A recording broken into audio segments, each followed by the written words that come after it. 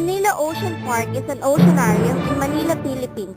It was owned by China Oceanis Philippines Incorporation and was first operated on March 1, 2008 with 8,000 square meters floor space.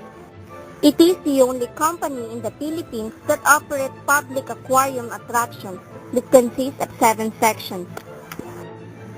First is the Agos, or the Flow, a rainforest motif complete with 8 tanks of freshwater fishes.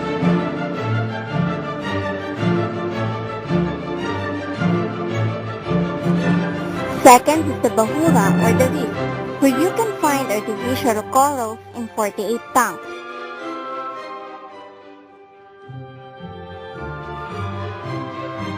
Third is the Laot, or the fishing ground, which features big fishes and eagle-spotted rays in a long tank. Buhay na Karagatan, or the living ocean, is the main attraction of the oceanarium. It is 25-meter long walkway tunnel with 220-degree curved acrylic walls.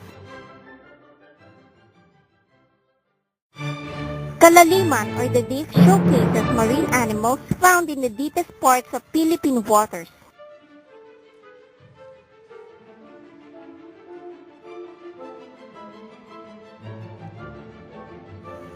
Pagi, or stingray, is the variety of rays fly over while you're under this unique overhang tank.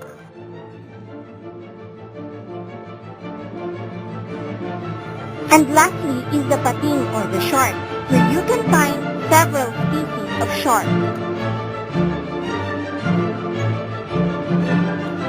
After being amazed with different sea creatures, you can tour and relax at the Marine Team Mall, the first marine theme mall in the Philippines, which houses 25 restaurants where customers can enjoy Manila's beautiful sunset and even dine.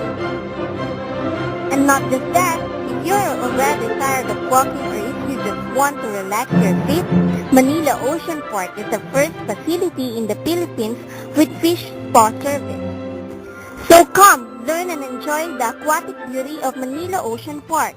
It is located behind the historical Quirino Grandstand at the Rizal Park at Manila City, Philippines.